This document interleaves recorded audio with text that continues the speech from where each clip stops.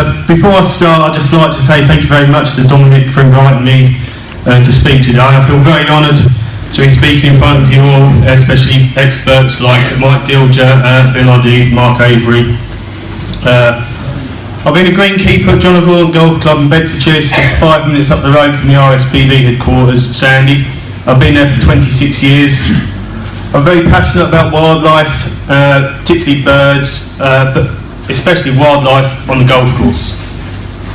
Golf courses are often perceived, as Dominic has just said, as barren deserts, grass cut wall to wall, no good for wildlife at all.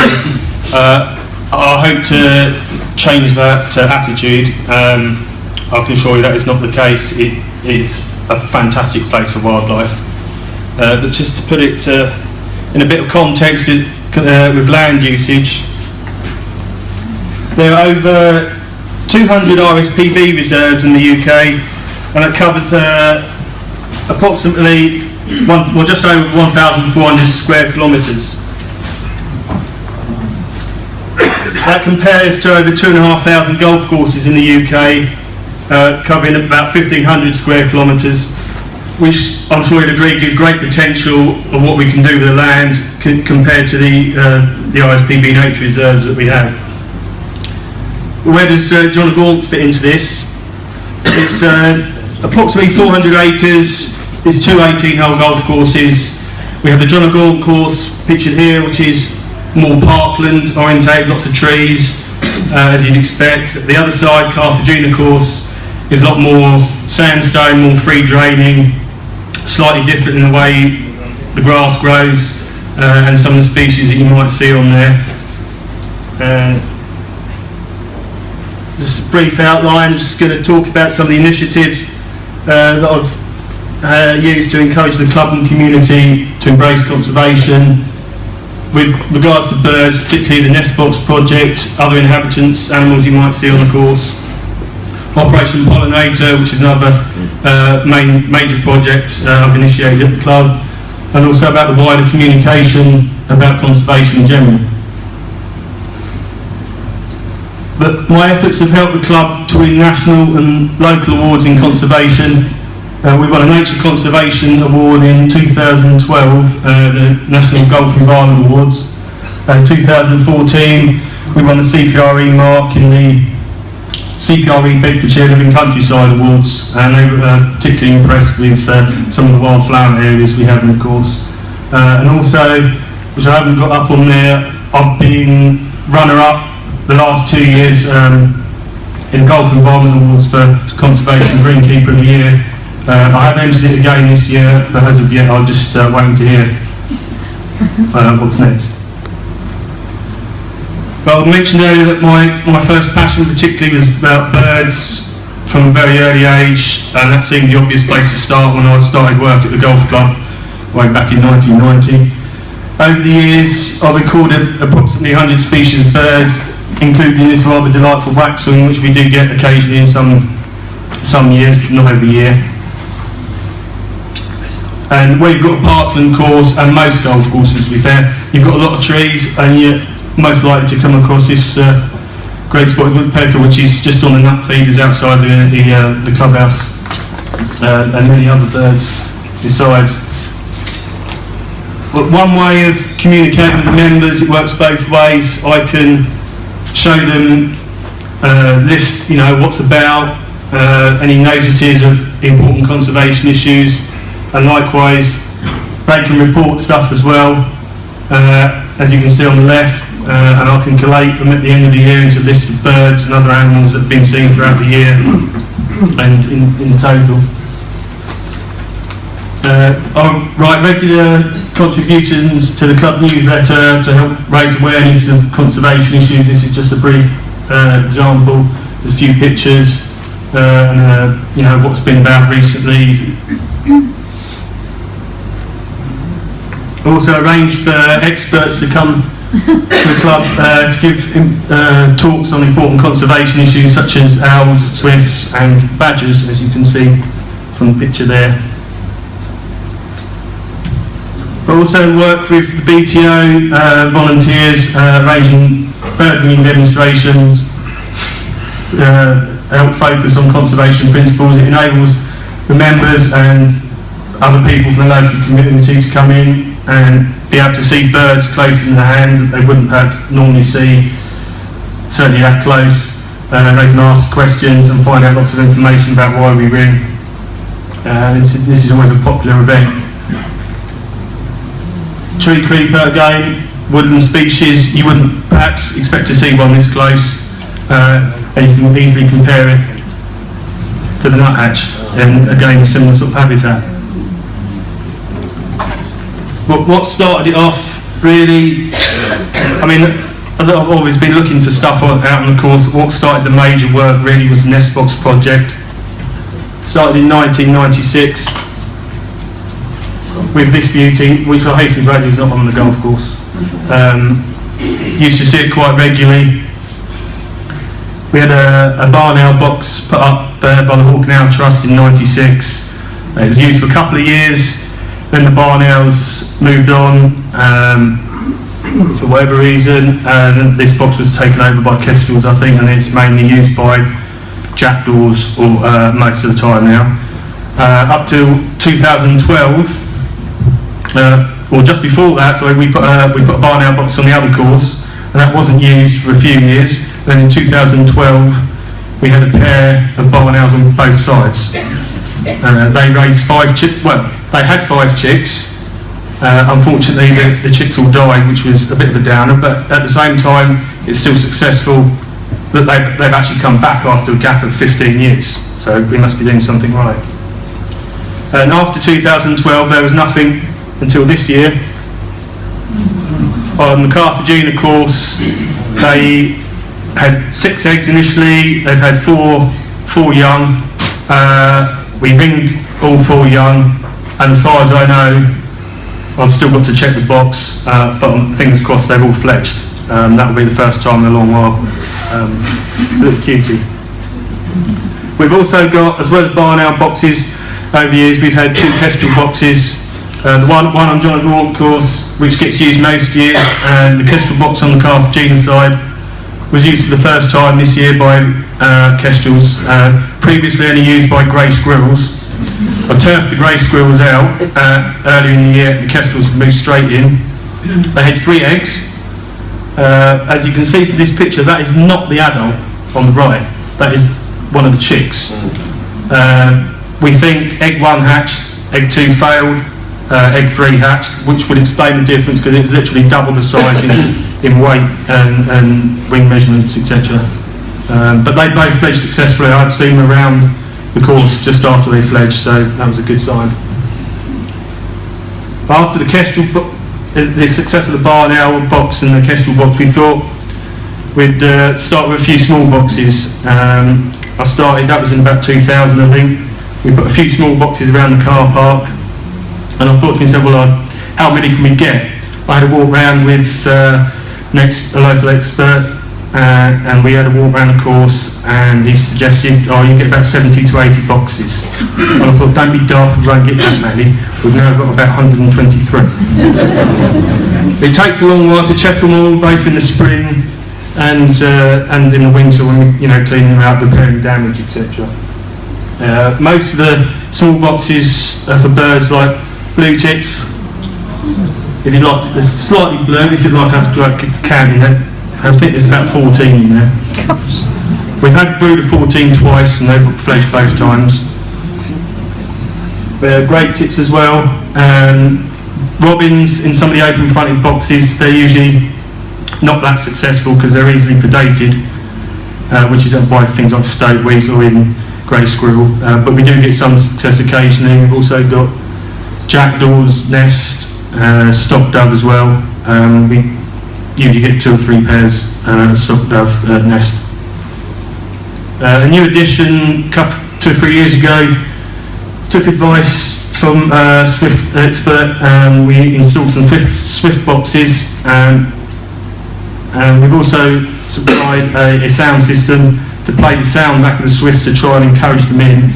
As of yet it hasn't worked, but we're pretty hopeful that it will at some point. It might just take a few years. But something for Chris Packham to be proud of, I have a graph. It just shows sort of the last 10 years of nest boxes have housed almost 4,000 chicks. And I shan't dwell on it too much, but you can see the obvious dip right in the middle of that in 2012. Really, if you remember, it was a very wet year, which kind of halved the population of the small birds. It just washed all the caterpillars off the tree. But everything's recovered since, and we've done pretty well. You can see some of the numbers. But since 2007, these are birds that have fledged from boxes. Just over 2,500 blue tits, 1,057 grey tits, 22 kestrels, 23 jackdaws, 13 stock doves and 4 robins. As I said, the robins, I'm not sure of the exact number. Sometimes the boxes we get to, the chicks might have already fledged, but there was 4 robins this year. But it's not just birds, there's lots of other inhabitants of the golf course. I'm sure you all recognise that. We have 20 species of mammal recorded at the club, including the lovely badger. Oh, that's good. A short video clip. This was filmed, I think, a couple of years ago. I think this is a female. She usually comes out first, and she's usually the closest one. And this is about 8 to 10 feet away from where we were sat.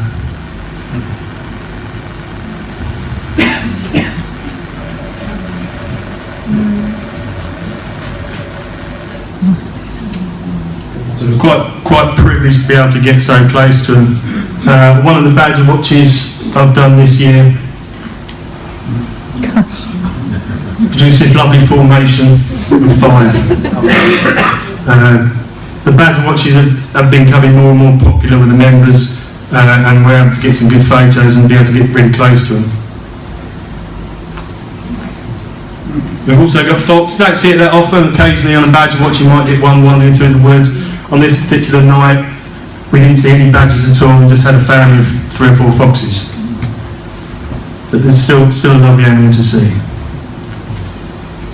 We've got a brook running through the John O'Gaunt course, and we're quite lucky to have the water vole swim by every now and again. There's an awful lot of holes in the riverbank and signs of water vole. It's not something people see that often. You more often hear a splash in the stream.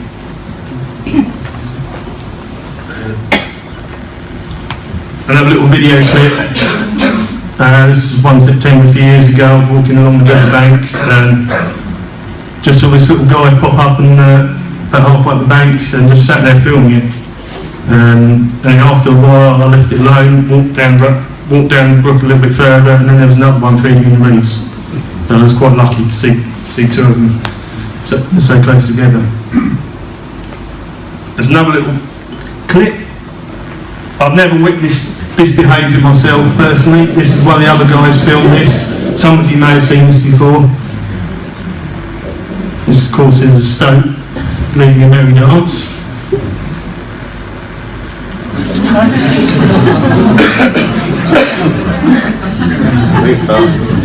They move pretty quick. It did hang around the area for quite a while afterwards. Now this clip, I was lucky enough, I bought a trail camera, I set it up down the brook under one of the bridges. It was the first time I put this camera out. 2 days later, I had this.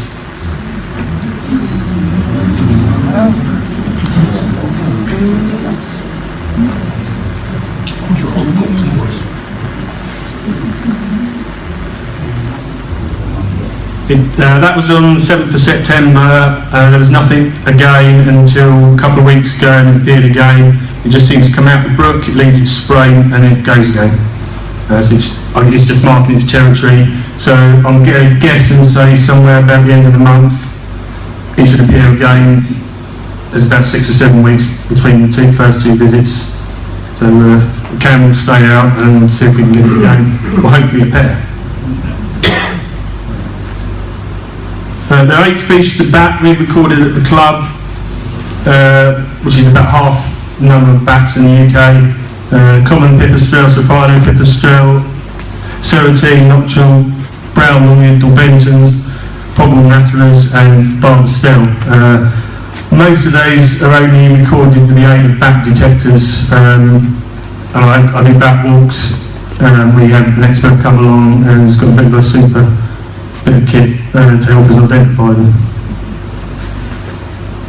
There's a few reptiles and amphibians, grass snake, frog, common toad. I've had one record with natterjack toad, which is extraordinary, on the Carthagena course, where there's no water at all, and 1 or 2 records of common lizard as well. And as you can see from the picture, it's grass snake. I have had 1 or 2 reports of adder, but as of yet I've not been able to substantiate the sightings. I suspect they're probably mistaken for grass snake. But some slightly prettier insects, approximately 20 species of butterfly recorded at the club. There's a couple of pictures there, marbled white and small copper. Marbled white is particularly favouring the Carthagena course as a grass and feeding species. The grass seems to be much better for it. Over that side is a lot thinner. But since October last year I've been moth trapping quite regularly, and we've recorded over 200 species at the club since October last year. I think the number's up to about 253 or something like that, including these lovely elephant hawk moth, which is the first time I've ever seen one when recording the trap earlier in the year. Just one more moth, lime hawk moth. It's a lovely specimen. They've been quite scarce this year, particularly in Bedfordshire. This was quite a fresh specimen. We've got a lot of lime trees nearby. This was the first time I'd seen one of these. But as well as butterflies, there's lots of other insects, dragonflies, damselflies, 10 species recorded at the club, including this rather gorgeous banded demoiselle. Really pretty. You can see it along the riverbank, throughout the summer. There's often in quite large numbers. This is a southern hawker. This was photographed by a member on the side of the clubhouse one year. This was the first record for the club, and I have seen it several times since, so although not this year. But it's a bit similar to the emperor dragonfly, which we get as well. But I've already mentioned that I do bat walks, badger watches, also lead fungi forays, moth evenings, but not just for the members, the people from the local community as well. And these have all been getting much more popular over the last few years, in particular the badger watches, and they're always fully booked quite quickly. But it's particularly good the last couple of years. There's been a lot more kids coming along to these events, and as has been mentioned previously today and yesterday, I think it's vitally important to get kids involved and get the message across about conservation from an early age, and it's a good place to start at the golf club. Another scheme we started, I think 2011, Operation Pollinator. It's designed to help encourage the wild, the bees, and I'm sure people will be aware that the bee population is declining quite rapidly. Design wildflower areas around the course. So this was, I think the first area was prepared in 2011. We sowed the seed, and then the following year, which was very wet, which was quite handy, there were 7 species of flower in the mix, and they all germinated successfully. There's a poster there by the notice board in the clubhouse. It's got all the information for the members about Operation Pollinator, some of the bees that you can see, and just useful information so members know what's going on the course. That's what it looks like. That was in 2013. Lots of colour, lots of insects. We had a survey done in 2012 and we found 5 species of bumblebee, so it's doing exactly what it says on the tin. There's a picture, I think, of buff-tailed females and field scabious. I'm just going to play this video clip. This was filmed a few years ago by the BBC. This is like a summary of everything. Now to a man with a passion for bird watching and nest boxes. Steve Thompson is a greenkeeper at the John O'Gaunt Golf Club near Sandy in Bedfordshire. Beautiful golf course. It all started 9 years ago with just a few nest boxes. Now he's put up more than 100. Our environment reporter Richard Daniel reports on the difference one person can make. Pristine fairways, manicured greens. Getting a golf course to this standard requires fertilisers and weed killers. On the face of it, not that good for wildlife. But Steve Thompson didn't think it had to be that way. Right, from probably back primary school, been quite interested in birds and bird watching, and that's my main hobby. He's greenkeeper at the John O'Gaunt Golf Club in Bedfordshire, and over the last 9 years, backed by the club, he's made and put up over 100 nest boxes. We've got this sort of size box, which is ideal for things like blue tits and grey tits. Moving on to next size up for woodpeckers, so firm wood chickens because they like to excavate their own hole. Then we've got bigger boxes like this one here, which is ideal for things like stock dogs, jackdaws will use it, maybe grey squirrel. Then we've got kestrel box here and a sawyer box. Out on the course, rough areas of grass encourage mammals and insects. Otters and water vole live here. 99 species of bird have been recorded on the course, but not all needed a helping hand. Just looking at this electric box, great tits. There's not a live one just in the bottom of the nest. A minute later, and a parent returns with a tasty morsel. Steve's now being trained as a bird ringer, and there are plenty of boxes to check. Inside this one, 7 great tit chicks, all about a week old. Steve's done a fantastic job here, and it's not just the nest boxes that we're looking at today, all the rough areas. There's loads of really good stuff that he's done for wildlife here, and it just shows what you can do if you look after a golf course well. And the hard work has its rewards. Yeah, it's fantastic just to know that, you know, all the work I've done is worth proving its worth. So, one box down, many more to go. Richard Daniel, BBC Look East, Bedfordshire.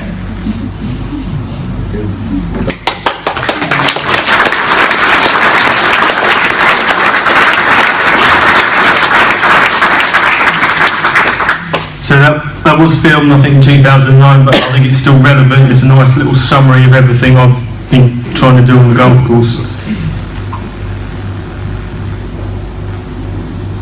I spoke about communication, and communicating to a wider audience helps spread the conservation message, and I've been doing this in a number of ways. Village newsletters, local TV, as you've just seen. I did an interview once on local radio, local newspapers, national magazines, Facebook and other social media, as I already mentioned, is a vitally important source to get the message out there, and of course conferences like the Badger Trust Conference. Well, what does the future hold, particularly for wildlife at John O'Gaunt? Continued monitoring of the nest boxes, that's an ongoing project. I mean, that's been going 20 years now. Expanding the wildflower areas, creating more vitally important habitat for the bees, butterflies and other pollinating insects. More use of trail cameras around the course, and hopefully more footage of the otter, or hopefully a family of otters maybe one day. Keep educating the members and people from the local community about important conservation issues, hold talks and give them regular updates about wildlife on the course. But something that some people might not think of, keep a regular check of the weather. As we saw in 2012, that was a really wet year, and a really bad year can have quite a dramatic effect on the population of any wildlife.